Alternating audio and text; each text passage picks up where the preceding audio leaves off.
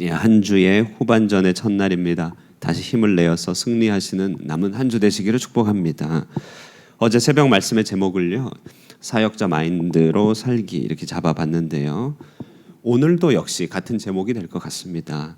사역자 마인드로 살기 두 번째 시간이고, 부제를 달아본다면 궁극의 가치를 붙들고 사는 삶이다, 이렇게 얘기할 수 있을 것입니다. 예. 여러분, 이제 우리 누군가가 또 나 또는 누군가가 A라는 일을 하고 있다고 쳐봅시다. 그런데 곁에 가서 그 사람에게 그 일을 왜 하세요? 이렇게 물어보는 것이에요.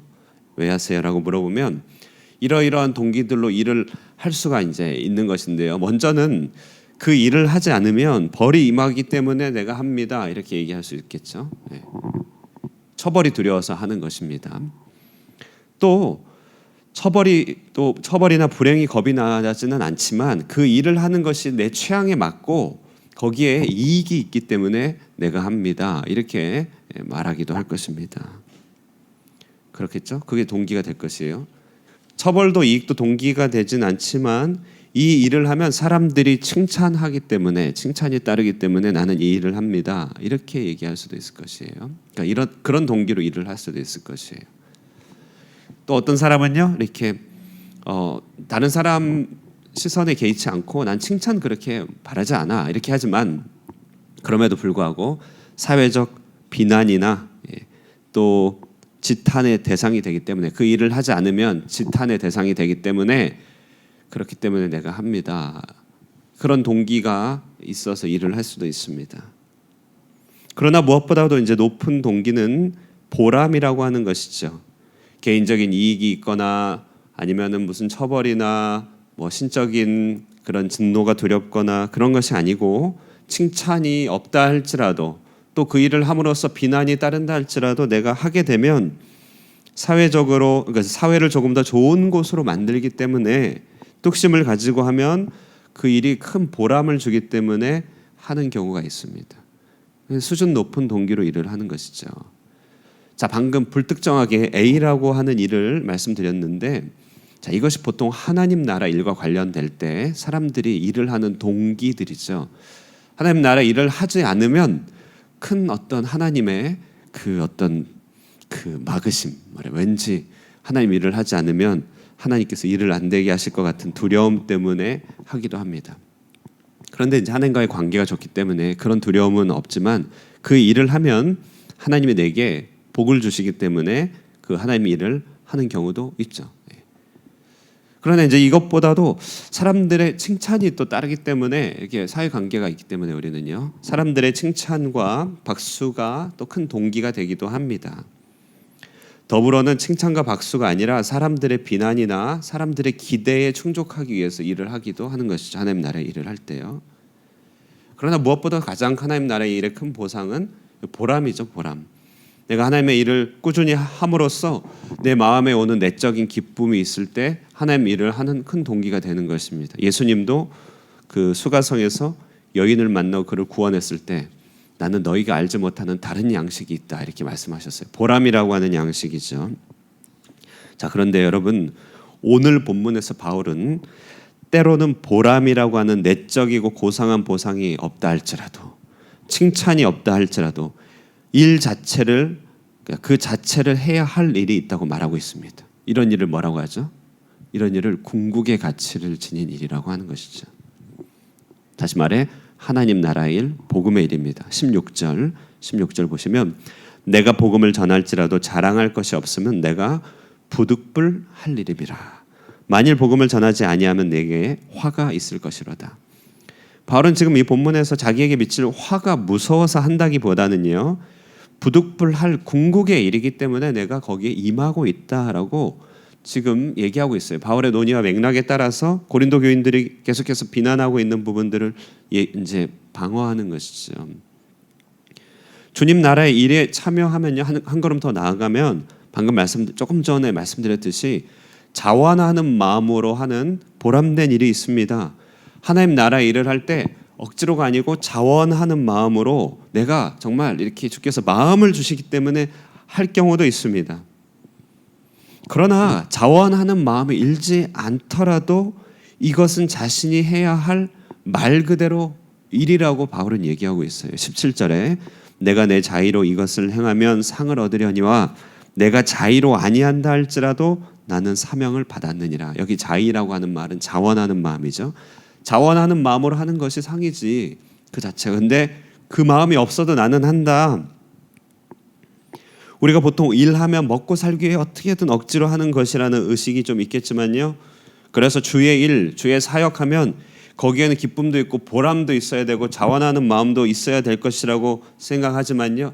대체로 그 일이 맞지만, 그 말이 맞지만 그러나 때로는 어떤 이익이 없어도 심지어는 보람과 내적인 기쁨이 없어도 자원하는 마음이 없어도 그것은 지탱하고 유지해야 할 일이다. 말 그대로 일이다. 그래서 어떤 가치로 환산되지 않는 일, 궁극의 일이라고 하는 것입니다. 사랑하는 여러분, 하나님 나라의 일은 이런 궁극의 일이라고 한다는 사실을 오늘 아침에 다시금 한번 기억할 수 있기를 바랍니다. 그러면 몇 가지 기도의 근거로 삼을 수 있는 적용점들을 다시금 정리해 보면서 추려보겠습니다. 자, 먼저는요. 분명히 먼저 생각할 것은 하나님 나라의 일은 참여하는 자를 능히 먹이고 입히시는 은혜의 약속이 주어졌다는 사실을 먼저 기억해야 됩니다. 13절, 14절을 보십시오. 성전의 일을 하는 이들은 성전에서 나는 것을 먹으며, 그죠? 14절은 복음 전하는 자들이 복음으로 말미암아 살리라. 전도의 일, 복음 전하는 일, 하나님 나라의 일은 하나님 내세와 금세와, 그러니까 내세와 금생과 내생의 약속이 있는 일이라 주님께서 말씀하셨죠. 하나님 나라의 일은 이 시스템으로 작동하는 것입니다. 말라기 시간에서도 말씀드렸지만 대지의 물은요 수증기로 올라가고 나면 필요한 곳에 내린다는 것이에요. 지속 가능하도록 하는 시스템으로 작동하시기에 주님의 일을 고안했다는 것입니다. 열심히 주의 일에 참여하면 은혜가 커지고 은혜가 커지면 또 이제 사람들이 붙고 사람들이 붙으면 기회가 생기고 기회가 늘어나면 삶이 지탱되고 그러면 더 하나님 나라의 일에 참여하고 이렇게 지속 가능한 시스템으로 하나님은 하나님의 일을 하도록 했기 때문에 어쨌든 복음에 참여하는 일은 우리에게 이익을 그러니까 축복을 가져다 준다는 것입니다. 어제 많이 나누었으니까 이쯤에서 정리해도 되겠죠. 마태복음 6장 33절 너희는 먼저 그의 나라와 그의 의를 구하라. 그리하면 이 모든 것을 너에게 더하시리라. 이것은 약속 있는 하나님의 말씀입니다.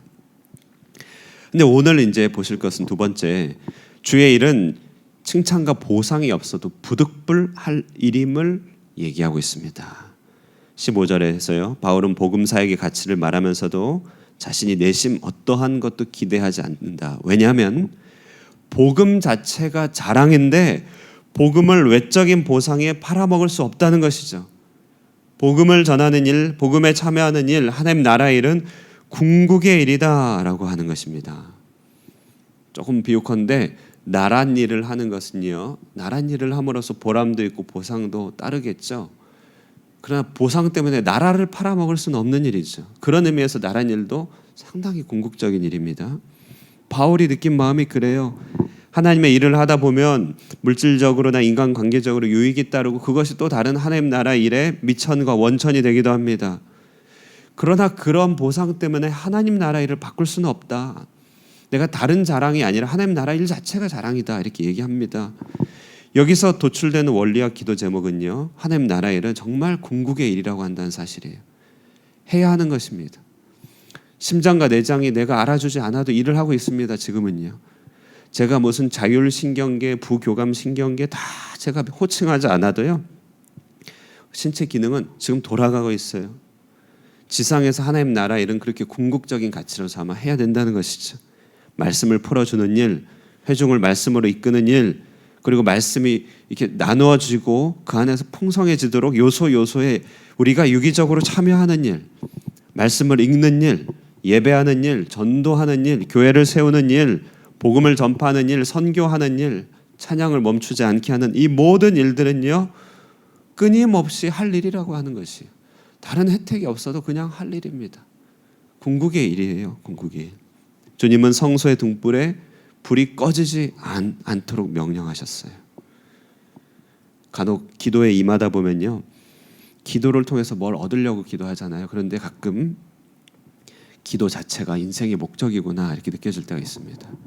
아, 내가 많은 일을 하는 것은 기도를 통해 그 일을 하려는 것이 아니고 그 많은 일을 통해서 하나님 앞에서 기도할 거리를 얻는 거구나. 기도가 인생의 목적이구나 이렇게 느낄 때가 있다는 것이죠.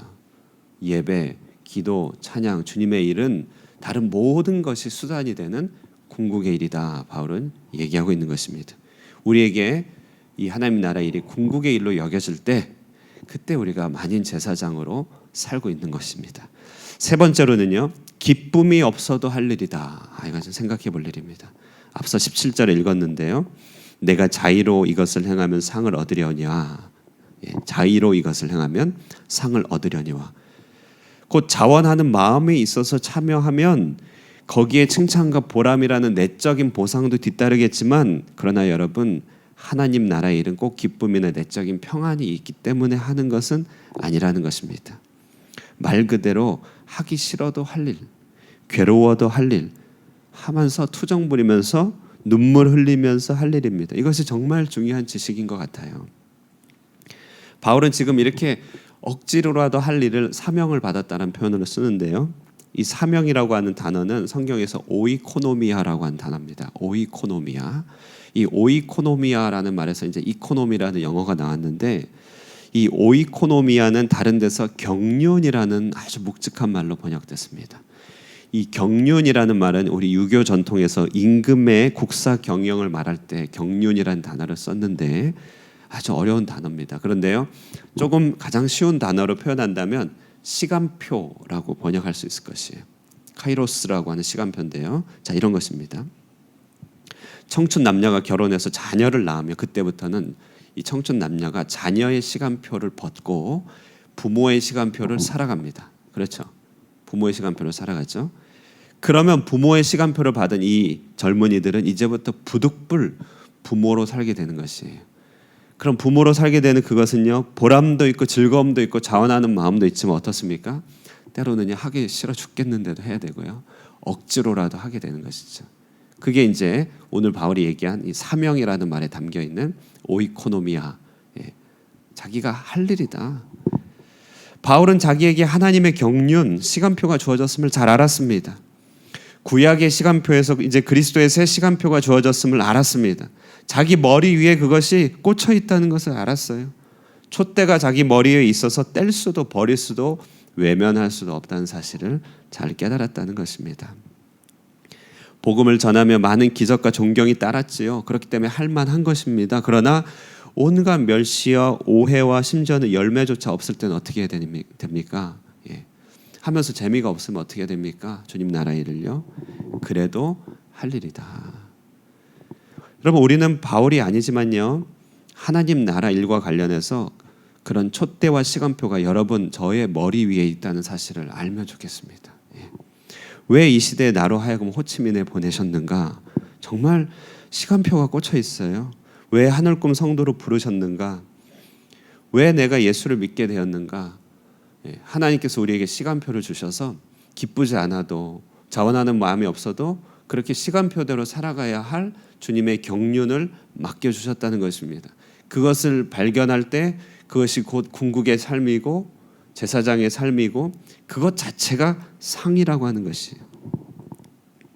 여러분, 그런데요, 그렇게 걱정할 것이 아닌 것은 이 일은 신기한데요, 항상 이렇게 억지로 하더라도 시작하게 되면 좋은 일입니다. 예를 들어서 여러분 꾸준히 기도하는 분이라 여러분 감이 좀 있을 것이에요. 기도하러 항상 오고 싶어서 오는 건 아니시죠? 아닙니까? 난 항상 오고 싶어 이렇습니다. 그건 아닐 것입니다. 제가 여러분을 너무 잘못 봤나요? 저는 항상 그런 건 아닌데요. 때로는 억지로도 옵니다. 항상 이 자리에 와서 항상 은혜가 있는 것도 아니에요. 근데 일처럼 기도하는 거예요. 일처럼. 제가 일로서 하나님 나라 일을 하는 거잖아요. 근데 신기한 것은요, 세상 일은 고갈되고 하면은 이렇게 소진되지만 하나님 나라 일은요, 물론 육체적으로 힘들 때가 없는 건 아니지만 그 하나님의 일에 마주하다 보면 그 가운데요, 회복이 있고 위로가 있다는 사실입니다. 저는 늘 경험하는 것 같아요. 설교 준비는 결코 쉬운 일이 아닙니다. 새벽 설교도요, 이렇게 몇 시간씩 묵상하고 씨름해야 나오는 경우가 허다합니다. 수요일, 주일, 특히 주일 설교 같은 경우는 제가 거의 진을 다 쏟아야 할 수 있습니다. 일로 치면 때로는 무겁게 느껴집니다. 그런데 신기한 것은요, 이 일은 일하면서 깨달음이 있고 일을 하면서 안식이 주어집니다. 여러분 이렇게 설교 준비하면서 하나님의 말씀이 딱 임할 때 느끼는 그 엄청난 기쁨은 참 해본 사람은 알 수 있어요. 여러분도 한번 새벽기도 설교 한번 해보십시오. 예, 정말로 이렇게 준비하면서 이 말씀이구나 하는 순간 모든 피로고 모든 문제는 해결되면서 새로운 삶의 단계로 하나씩 하나씩 나아가는 것들이 있는 것이죠. 일을 하면서 눈이 열린다는 거예요. 하나님 나라 일이기 때문에 그렇습니다. 그래서 하나님 나라 일입니다. 전도하는 거요. 억지로 하지만 전도하면요, 내가 감동합니다. 전도 훈련하면서 울지 않은 사람 본 적이 없는 것 같아요. 그렇게 피상적으로 알던 복음을 내 입으로 전할 때 그게 나한테 그렇게 감동이 되는 것이죠. 하나님 나라 일에는요, 그렇기 때문에 자유가 있습니다. 하나님 나라 일은 그 자체가 상입니다. 다른 상 때문에 하나님 나라 일이 아니라 하나님 축복한 결과 하나님 나라 일을 하게 된다는 것이에요. 18절 이렇게 그런 말하죠, 바울이. 그런즉 내 상이 무엇이냐? 내 상이 무엇이냐? 내가 복음을 전할 때 값없이 전하고 복음으로 말미암아 내게 있는 권리를 다 쓰지 아니하는 이것이로다. 예. 다른 일체 보상이 없어도 하나님 나라 일을 하고 있음 자체가 상이다. 결론을 내리면서요, 참 이 바울의 이 본문은 깨달음이 많습니다. 먼저는 축복과 은혜의 약속이 풍부한 하나님 나라 일입니다. 그거 믿으셔도 돼요. 시편 37편인가요? 의인의 자녀가 걸식함을 보지 못하였다. 정말 붙들 만한 말이죠. 하나님 일을 하는 자녀들의, 하나님 일을 하는 우리들의 자녀들이 그렇게 못될 일이 잘 없다는 것입니다. 그러나 이 일은 다른 보상과 교환할 수 있는 그런 일은 또 아니라는 것이죠. 예, 심지어는 그렇게 안 된다 할지라도 이 자체가 가장 최고의 가치입니다. 예, 기쁨과 보람이 없어도 힘겨운 노동처럼 해야 할 때가 있죠. 그럼에도 불구하고 이 일을 하고 있음이 우리의 상이다. 그러면 우리 하나님 나라 일을 어떤 동기로 하는가 한번 생각해 봐야겠죠. 어떤 동기로 하겠습니까? 이 일을 궁극의 가치로 삼을 수 있기를 바랍니다. 그 일에 참여할 수 있음 자체가 큰 특권이고 축복임을 기억하면서 오늘 하루도 우리가 서 있는 자리에 보냄받은 사명자로서 살아갈 수 있게 되기를 주님의 이름으로 축원드립니다. 기도하겠습니다.